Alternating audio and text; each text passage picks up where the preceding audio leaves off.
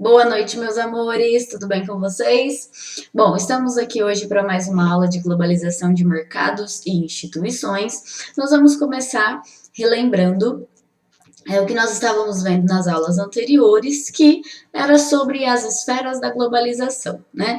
Falamos que a globalização ela interfere em várias esferas dentro de um país, no âmbito de globalização, e as esferas que nós falamos foram esferas comerciais, esfera tecnológica, financeira e esfera produtiva. Analisando essas esferas, nós podemos observar que a globalização ela interfere em cada uma delas de uma forma diferente, né? Traz tanto aspectos positivos quanto negativos para cada uma dessas esferas. E aí, vocês fizeram na última aula uma atividade relacionada à interferência da globalização em cada uma dessas esferas no aspecto atual brasileiro, né? Então vocês falaram um pouco de como que está o Brasil em cada uma dessas esferas atualmente relacionado com a globalização, né? Vocês fizeram essa atividade, essa pesquisa, trouxeram informações e na última aula vocês fizeram, né, um videozinho. Cada um aí fez um vídeo, montando um vídeo geral do grupo, que está disponível, né, para vocês. Já mandei aí o link para vocês terem o conhecimento de todas as esferas, né? Não apenas a que cada grupo fez, mas que vocês possam ter o conhecimento de todas elas e como que está o Brasil nesse contexto atual aí em relação à globalização, como está cada uma dessas esferas, certo?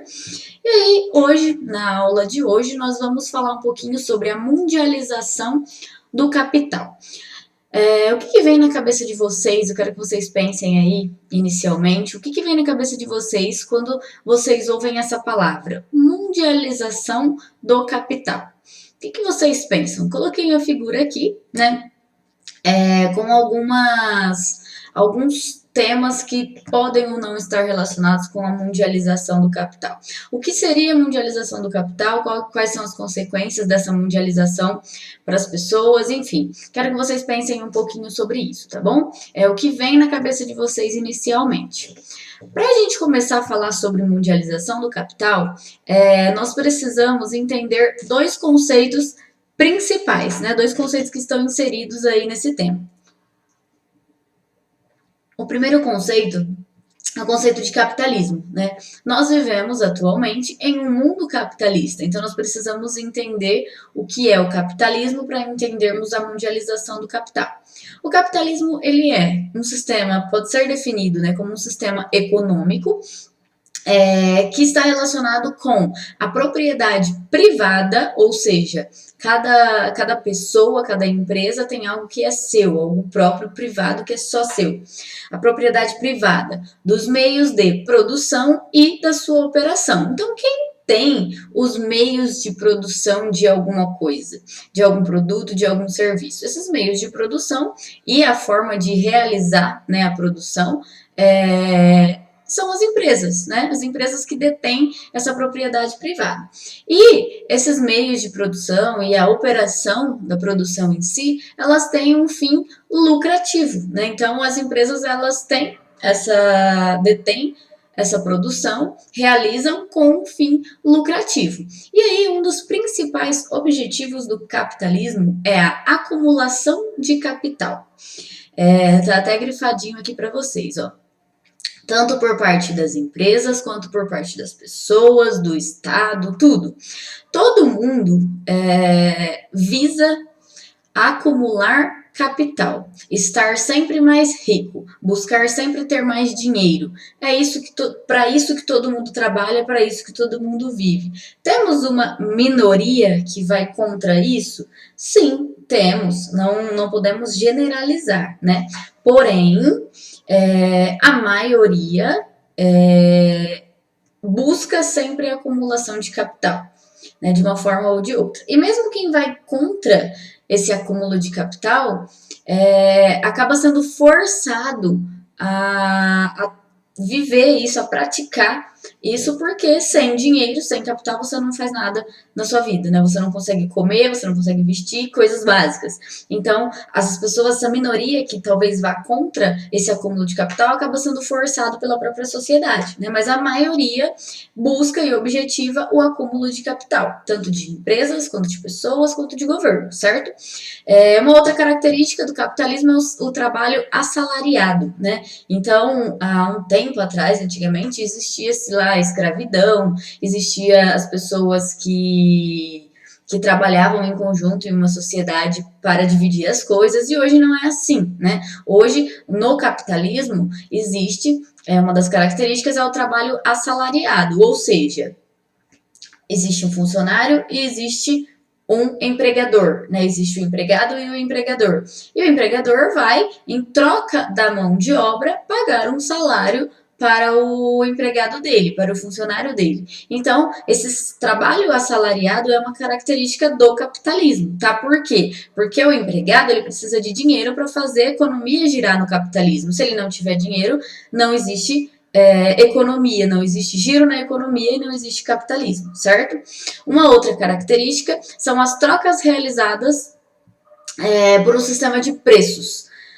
Ou seja, se você quer comprar um celular, você precisa de dinheiro, ou seja, você vai pegar o celular da empresa e dar o dinheiro para a empresa. Isso foi uma troca, tá? E essa troca, ela é embasada em preços. Esse celular tem um preço, você tem que pagar o preço que é cobrado por ele para você ter esse celular, senão você não tem, certo? Então, essas trocas realizadas por um sistema de preço, elas também são características do capitalismo, tá? Por quê? Porque existem, por exemplo, lugares que as trocas são realizadas de outras formas, né? Por exemplo, eu faço trocas de produtos, não necessariamente de preços, de dinheiro. Então, é diferente essa característica. E no capitalismo, as trocas são realizadas por um sistema de preço.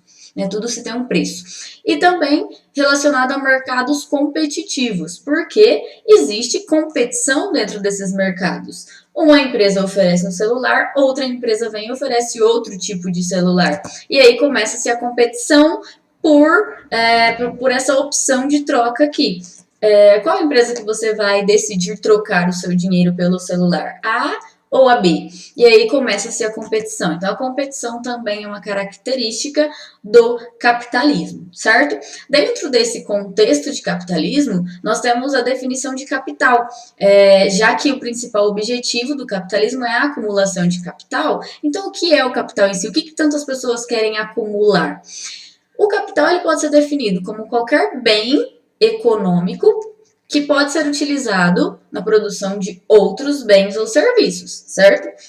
Então quer dizer, Keila, que o capital ele é só, por exemplo, matéria-prima, porque se eu vou produzir um determinado bem, um determinado serviço, eu preciso de matéria-prima, certo? Não, errado.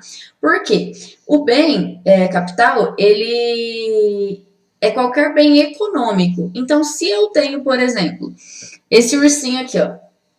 Isso aqui é um bem econômico? Porque eu paguei dinheiro por ele.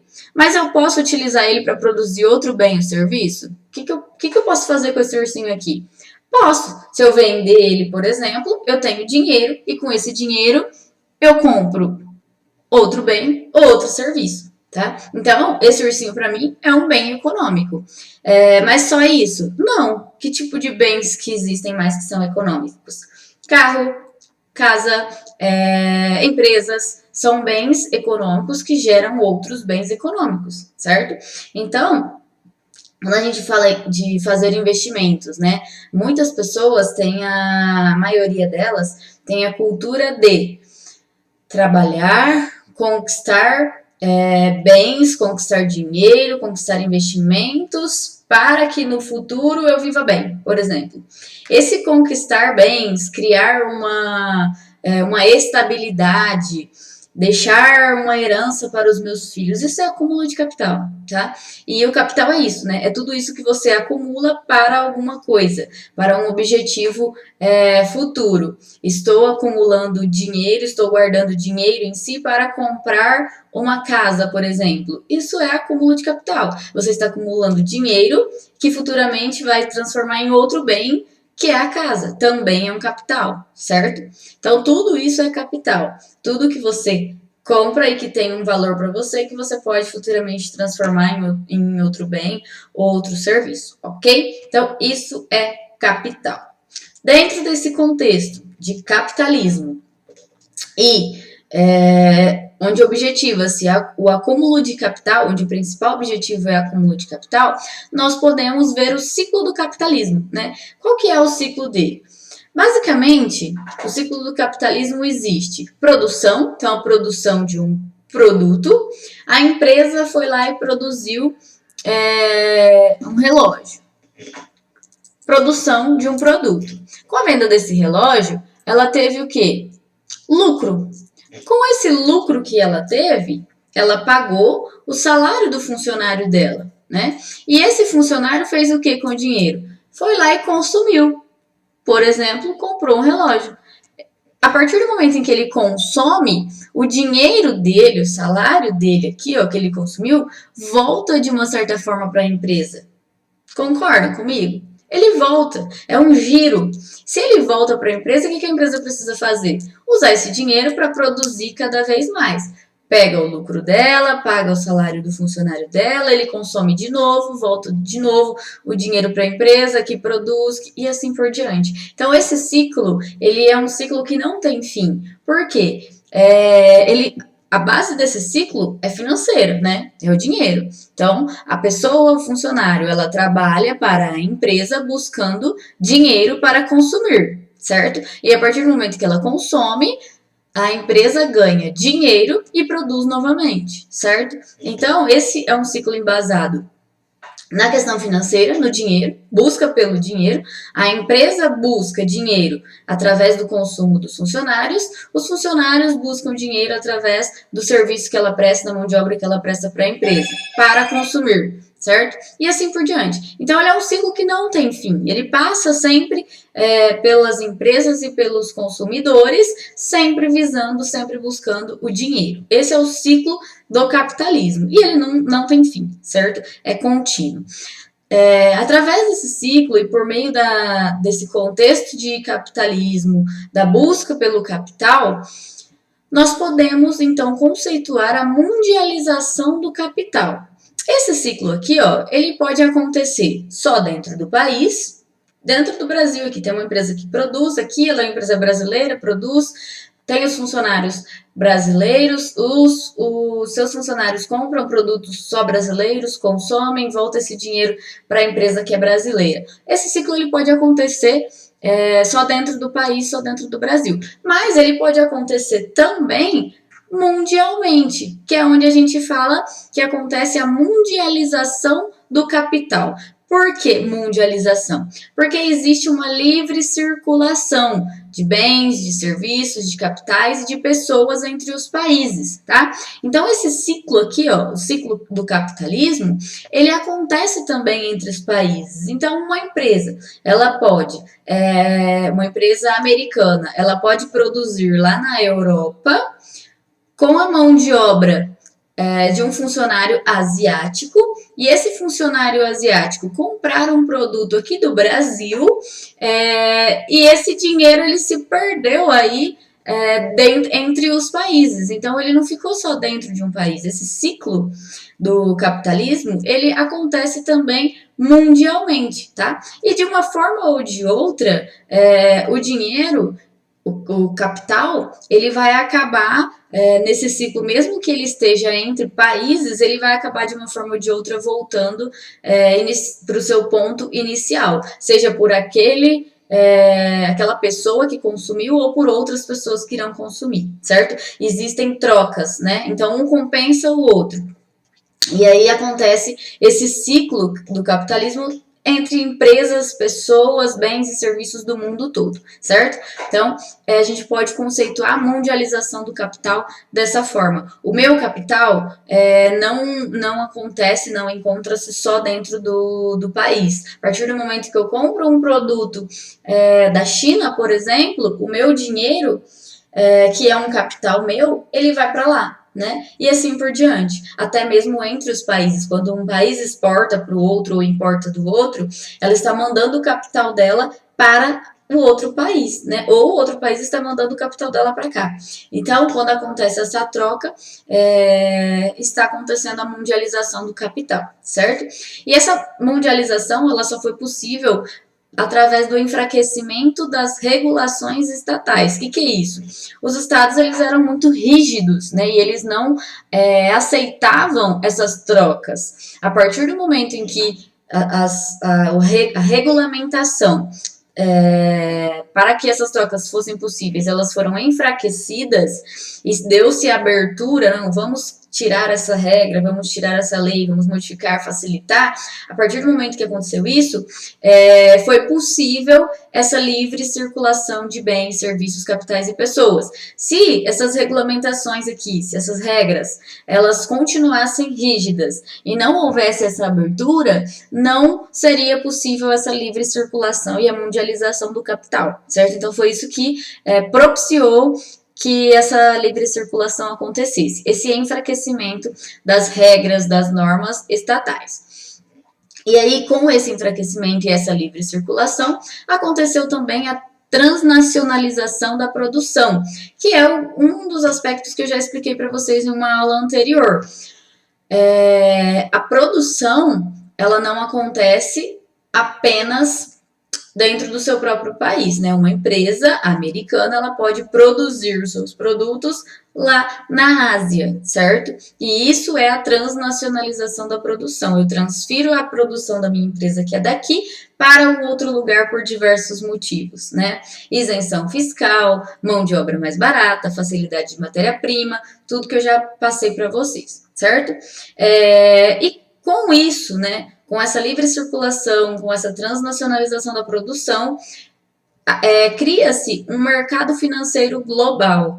Ou seja, dentro lá da esfera financeira, nós podemos ver isso daqui. O mercado financeiro hoje, ele não é apenas nacional, ele é global, porque o que acontece em um país interfere no outro. Por quê? Porque quem compra os compradores do meu produto estão em outros países, então eu também sou afetado, né? A minha matéria-prima está em outros países, então eu também sou afetado, certo? Os meus fornecedores, enfim, existe então esse mercado financeiro global.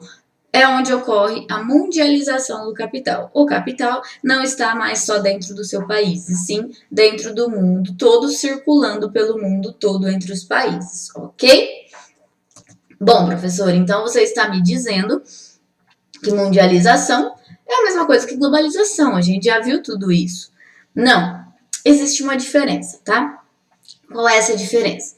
A globalização, ela tem uma visão mais otimista desse processo. Ou seja, é muito bom ter a globalização, porque vocês mesmos já apresentaram lá no nosso debate, né, de características positivas e negativas, vocês apresentaram diversas características positivas que a globalização nos trouxe. E a globalização, ela tem um enfoque naquela visão otimista. Está acontecendo várias coisas negativas? Sim, mas o enfoque é com uma visão otimista. Então, foca-se naquelas características positivas que vocês mesmos já abordaram, certo? Enquanto a mundialização, quando a gente fala em mundialização, nós falamos de uma visão um pouco mais realista, né? Ela não tem um enfoque tanto positivo. É real, o que está acontecendo? O que eu vejo no dia a dia? Quais são as dificuldades que esse processo aqui, ó, trouxe? Qual que é a realidade no meu dia a dia? É muito lindo dizer que a globalização encurtou distâncias, por exemplo, mas o que eu vejo na minha realidade? O que eu passo todos os dias por conta desse processo aqui? Essa visão realista é a visão com enfoque na mundialização, certo? Outra característica também a globalização ela envolve questões culturais e sociais também. Além dessa parte aqui de economia, ela envolve questões sociais, questões culturais. Quando você ouve uma música internacional, quando você come uma comida de outro país, ela envolve essas questões. Globalização também é isso. Mundialização não. Mundialização ela foca nas questões do capital, nas questões financeiras, né? Não está focando no contexto geral que a globalização causou. Não, ela foca na questão do capital, do dinheiro, dos bens. Então, quando a gente tem essa diferença quando a gente compara a globalização com a mundialização. Considera-se que a globalização, ela inclui dentro do seu conceito a mundialização, certo? Ela inclui. E tem mais algumas coisas, né? Como, por exemplo, as questões culturais, as questões sociais. Tem a visão realista, negativa até, e tem a visão otimista na globalização. Então, é como se a globalização ela envolvesse o conceito de mundialização e mais algumas coisas, certo? Alguns autores até consideram que globalização e mundialização é a mesma coisa, alguns outros autores defendem que é diferente, enfim. O que importa pra gente é entender a questão do capital, né? Que a mundialização, ela trata do capital e as consequências dessa mundialização, dessa distribuição do capital pelo mundo todo, o que isso vai trazer para nós, tá? Então é isso que é importante para a gente saber. Essa mundialização, esse processo, traz algumas características aí, né, que são discutidas dentro do contexto de mundialização. Quais características são essas? O foco no acúmulo de dinheiro. Como eu já falei para vocês, a maioria das pessoas objetivam, né, tem como objetivo de vida isso, o acúmulo de dinheiro, acúmulo de riqueza, acúmulo de bens. Então, isso é uma consequência do processo de mundialização do capital, segundo essa teoria, né, essa definição em relação à mundialização. Uma outra característica é o domínio absoluto do mercado. As empresas, elas buscam, enquanto as pessoas elas buscam sempre o foco ali no acúmulo de dinheiro, de bens, de riquezas, as empresas, além disso também, elas buscam o domínio absoluto do mercado. Então, as empresas elas querem sempre estar maior, melhor do que o concorrente, pegar os clientes dos concorrentes. Um momento. Pronto, era um aluno. Então, voltando. Esse domínio absoluto do mercado, as empresas buscam, por quê? Quanto mais mercado elas tiverem, consequentemente, mais dinheiro, mais bens, mais riqueza elas vão ter, certo? Então, essa mundialização do capital, as principais características dela é isso, né? Tanto pessoas quanto empresas. Busca-se sempre dinheiro, riquezas, bens, e as empresas, por sua vez, buscam o domínio do mercado, porque através do domínio do mercado, elas vão conseguir mais o objetivo principal, que é mais dinheiro, mais riqueza, tá? Então, quando a gente vê assim empresas brigando, né, por clientes, brigando com concorrentes, brigando em questão competitiva, né, isso é por conta da mundialização do capital. Outra característica é o império das grandes empresas transnacionais, né? Hoje as empresas transnacionais elas têm realmente um império porque elas são gigantescas. Vamos pegar aí a Nike, por exemplo, né? É uma empresa que tem um capital gigantesco, que tem uma capacidade produtiva gigantesca, uma marca muito forte no mercado, e ela não tem o domínio absoluto, mas tem um domínio gigantesco do mercado, né? É uma das que possuem maior fatia do mercado na área de atuação dela. Só um exemplo, né? Existem várias outras empresas aí, transnacionais, que constroem esses impérios. Então, a gente consegue ver através disso, dessas empresas que constroem impérios, nós conseguimos ver a centralização do capital em um lugar só, em uma empresa só, né, em um país só, porque essas empresas transnacionais, apesar delas terem cada parte da sua produção em um lugar, elas são de um país, né?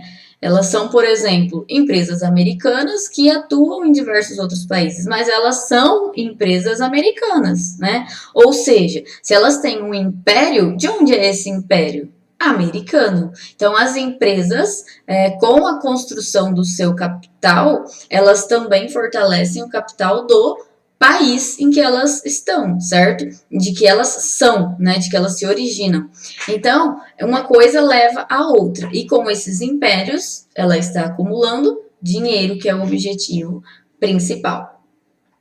O capital, o dinheiro, altamente concentrado. O que eu acabei de falar. Tanto as empresas, quanto países, quanto pessoas, alguns têm muito concentrado para elas, né? Então, empresas gigantescas têm um capital concentrado nelas, as outras empresas, consequentemente, têm menos, sobra menos para as outras empresas, né? E para muitas delas, muito pouco.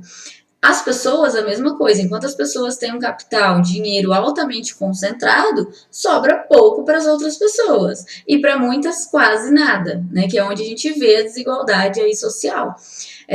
Países, a mesma coisa.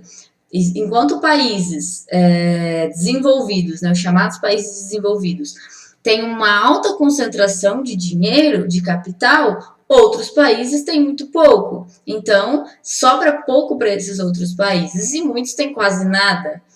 Consequentemente, as pessoas também não têm quase nada dentro desses países. Então, uma coisa leva a outra, né? E a concentração do capital em um lugar só faz com que os outros lugares, os outros países, as outras pessoas, as outras empresas tenham pouco, porque sobra pouco para eles, certo? Outra característica é a submissão do trabalhador e muitas das vezes até a exploração.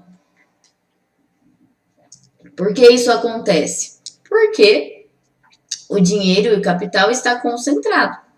É a consequência do que nós acabamos de falar no tópico anterior, né? Se o capital está concentrado em uma grande empresa, por exemplo, uma empresa transnacional que tem lá o seu império, ela vai pagar o que ela quiser para o trabalhador, porque o trabalhador precisa. O trabalhador, ele não tem riqueza concentrada. A riqueza está concentrada em outros lugares, em outras pessoas, em outras empresas, e ele precisa trabalhar para suprir as suas necessidades básicas, né? Não é porque ele quer acumular dinheiro, não. Alguns sim, mas a maioria é para suprir as suas necessidades básicas, então ele precisa trabalhar. E se ele não tem esse capital concentrado e ele precisa de dinheiro, precisa de capital para fazer com que suas necessidades básicas sejam atendidas, então ele vai trabalhar pelo que a empresa pagar. A empresa ela já tem o capital concentrado dela, né? Então ela tem o poder nessa relação. E como ela tem o poder, ela faz com que o trabalhador seja submisso a ela. Esse sistema de mundialização do capital faz com que o trabalhador seja submisso e muitas vezes explorado. Por quê? Tem muitos trabalhadores que trabalham carga horária exorbitantes para receber o mínimo do mínimo para sua sobrevivência, né? Então, disse que a mundialização do capital traz essa submissão do trabalhador. Ele é submisso a esse processo, porque quem tem o poder de negociação é a empresa, já que ela tem o capital, e o trabalhador não, certo? E aí, uma última característica é a cultura de compra. Na mundialização do capital, todas as pessoas elas trabalham, para sua própria sobrevivência, mas por quê? Porque elas precisam comprar. Se elas não trabalharem, elas não compram. Se elas não tiverem dinheiro, se elas não tiverem capital, elas não compram. E tudo está voltado para a compra. Tudo que você quiser, você precisa comprar. Até se você morrer, você precisa comprar um caixão. Você não, né? Alguém vai precisar comprar para você. Um caixão para te enterrar. Precisa comprar um espacinho lá no cemitério para te enterrar. Então, essa mundialização do capital, inserida no contexto de capitalismo, faz com que a cultura predominante seja a cultura de compra. E se você precisa comprar, você precisa de dinheiro, você precisa de capital. Que está na onde? Nas mãos, concentrado nas mãos de um pouco de pessoas, um pouco de empresas. A maioria não tem, tá? E aí é onde vem várias questões que causam, né, diversos debates. Será que isso é positivo? Será que isso é negativo? Será que essa mundialização, a gente volta para o ponto inicial que nós falamos lá nas primeiras aulas nossas, inclusive do nosso debate, né? Será que isso é bom ou será que isso é ruim? Então, a mundialização do capital, ela traz essas características, né? E aqui, ó, essa imagem, ela é uma imagem que representa a mundialização do capital, porque nessa imagem está inserida a mão de obra, né, dos trabalhadores, está inserido grandes empresas, no caso, uma empresa aqui, ó, se vocês observarem, vocês conseguem ver a marca dessa empresa, e dois países diferentes. Então, é o capital circulando aqui por países diferentes, em um mesmo contexto. Qual que é esse contexto? Aqui na Europa, ó, esse rapaz aqui, que é filho de uma família que tem a concentração do dinheiro, ele não trabalha, né? Ele não precisa trabalhar, ele tá aqui de boa, e ele tá aqui com o seu sapatinho de 70 euros da Nike. Enquanto isso, o que tá acontecendo? Num outro ambiente, só que dentro desse mesmo contexto. Lá na Ásia, essa mulher aqui, ó, ela tem muito trabalho a fazer, diferente dele, ela trabalha horas e horas e horas por dia, para ter o seu salário de 70 euros. Então, ela está produzindo um monte de sapato aqui, olha o tanto de sapato lá atrás. Ela está produzindo um monte desses que vão ser vendidos cada um por 70 euros lá para o europeu. Ela está produzindo para receber 70 euros de salário, tá? E isso não é exagero, tá? Isso é o que acontece na realidade. Quando vocês escutam falar assim, que a pessoa trabalhou não sei quantas horas para receber tantos dólares, e você vê que isso dá o que você compra no seu arroz, por exemplo, simplesmente, o salário da pessoa inteira que você gasta no seu arroz, quando você vê isso, é esse contexto que está acontecendo, tá? Isso é real. Só que essa pessoa aqui, ela vai fazer o quê? Ela não tem poder, porque ela não tem capital. O capital está concentrado na mão da empresa que precisa pagar para ela. E a empresa vai pagar o que ela quer, porque a empresa tem o poder nesse caso. E ela está pagando 70 euros, que ela ganha vendendo um par de sapato para o europeu que tem dinheiro, que tem a concentração do dinheiro, tá? Então, para a gente fazer uma comparação, nós estamos comparando aqui a Ásia com a Europa, mas a gente pode trazer essa comparação para a nossa realidade, tá? Quando nós comparamos o nosso salário com, por exemplo, algo que você compra lá na Europa ou nos Estados Unidos, você fala, nossa, eu tenho que pegar meu salário inteiro para comprar aquilo lá. É isso aqui que acontece, tá? É exatamente isso que acontece. Por que vocês acham que ela está descalço? Porque esses 70 euros ela vai usar para sua sobrevivência. Essa funcionária, essa pessoa, ela está submissa, ó, submissa, e talvez ela está sendo explorada por essas empresas aqui, ó, que tem impérios, porque a renda, o capital, o dinheiro está concentrado nas mãos dessas empresas, tá? E aí, essas empresas, esse contexto, a concentração de renda das pessoas também, do dinheiro, do capital, faz com que a concentração de dinheiro do país também seja assim, né? Porque se essa pessoa ela ganha 70 euros de salário, como que lá o país vai ter uma grande concentração de dinheiro? Não tem, porque as pessoas lá não têm uma grande concentração de dinheiro. Enquanto na Europa, se ele pode gastar 70 euros no sapato dele e ele não precisa trabalhar porque os pais dele têm dinheiro para bancar ele, significa que tem muito dinheiro na Europa, certo? Então uma coisa leva a outra. E aí, eu quero que vocês façam uma análise crítica, tá? Isso, uma atividade para vocês. Uma análise crítica desse poema do Manuel Bandeira, chamado O Bicho. Vi ontem um bicho, na imundície do pátio, catando comida entre os detritos. Quando achava alguma coisa, não examinava nem cheirava, engolia com voracidade. O bicho não era um cão, não era um gato, não era um rato. O bicho, meu Deus, era um homem. Esse poema é de 27 de dezembro de 1947, ou seja, quero que vocês façam uma análise crítica, né? Não vou comentar, mas esse poema não é atual. E vocês acham que de 1947 para hoje existiu uma diferença? Vocês veem isso ainda hoje ou não? Então façam uma análise crítica, tá?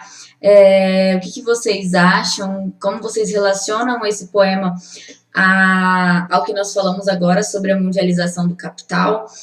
Qual é a opinião de vocês sobre isso? O que pesa mais para vocês? Enfim, vou deixar a análise a critério de vocês, para vocês falarem o que vocês acharem necessário, tá? E aí, além desse poema, eu quero que vocês façam uma análise crítica dessa música aqui, ó. A música chama Delírio do Dragão, da banda Tribo de Já. Tá? Então, eu vou colocar ela para vocês. Esse é o clipe dela também. Além da letra, tem as imagens. Eu quero que vocês observem e façam a mesma coisa do que o poema. Então, uma análise crítica falando qual é a relação dessa música com a mundialização do capital, a opinião de vocês, com que vocês relacionam, o que vocês acham. Quero que vocês formem a opinião mesmo de vocês, ok?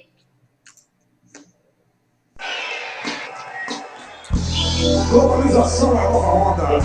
O milagre do Natal em ação, fazendo o seu dinheiro a ronda. O que tu não agarra de novo? Além do sufoco, que nunca é pouco. Além do medo, do desemprego, da violência e da impaciência de quem partiu para o desespero do país sem volta. Além da revolta de quem vive as voltas, com a exploração e a humilhação de um sistema impiedoso. Nada de novo. Além da pobreza e da tristeza de quem se sente traído e esquecido. Além dos filhos subnutridos sem educação, crescendo ao lado de esgotos, banidos a contragosto pela sociedade. Declarados bandidos sem identidade que serão reprimidos em sumária execução, sem nenhuma apelação. Não há nada de novo entre a terra e o céu. Nada de novo. Se não houver o dragão e seu tenebroso véu de destruição e fogo, jogando sangue no povo, de geração em geração, especulando pelo mundo todo. É só o velho sistema do dragão.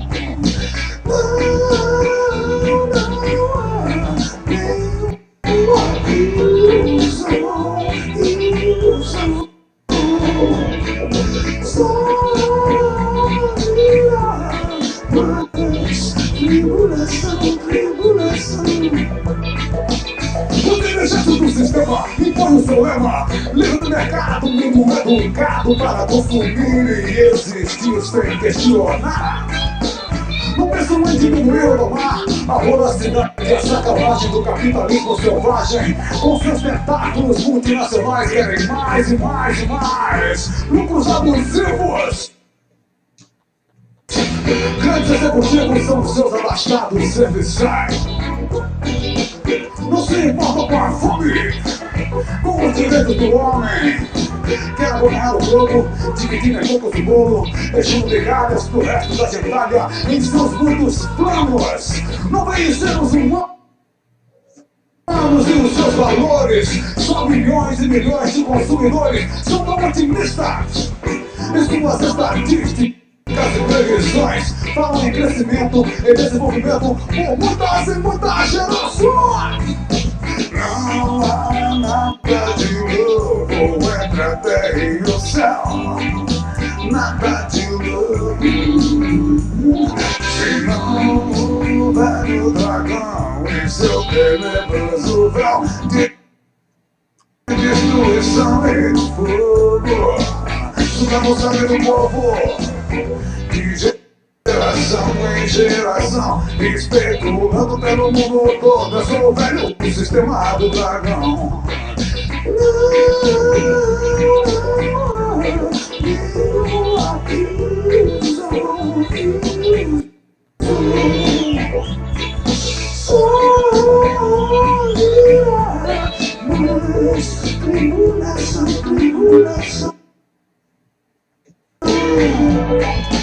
Você tem um momento crítico, talvez apocalíptico.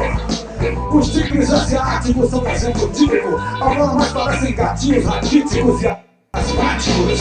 Se o sistema quebrar, será questão de tempo até chegar o desabastecimento e o racionamento. Que sinistra situação, o globo inchado e devastado com a superpopulação. Tempos de barbárie não virão tempos de êxodos e dispersão. A água pode virar ouro, o rango, o rico de tesouro e Yaman! Globalização é uma falsa noção do que seria a integração. Com todo respeito à integridade e à dignidade de cada nação. É o infeliz do grande capital, o poder da grana internacional que faz de cada país apenas mais um seu quintal. É o poder do dinheiro regendo o mundo inteiro. Ricos cada vez mais ricos e mendigos, pobres cada vez mais pobres e falidos. Globalização, o delírio do dragão.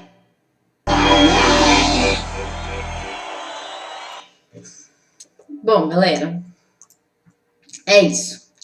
Acho que a música, ela é uma música que traz muitas críticas, né? Que traz muitas opiniões e que é possível fazer uma análise bem complexa sobre tudo isso que fala, né? Vocês podem fazer uma análise geral, vocês podem fazer por partes. Eu acho que cada frase dessa música tem uma análise que é possível fazer, né? Por exemplo, vamos pegar uma ali quando o cantor fala sobre os outros países terem quintal de países que detêm dinheiro, que detêm o capital, né? O que você faz no quintal da sua casa? O que você joga lá? Para que ele serve, né?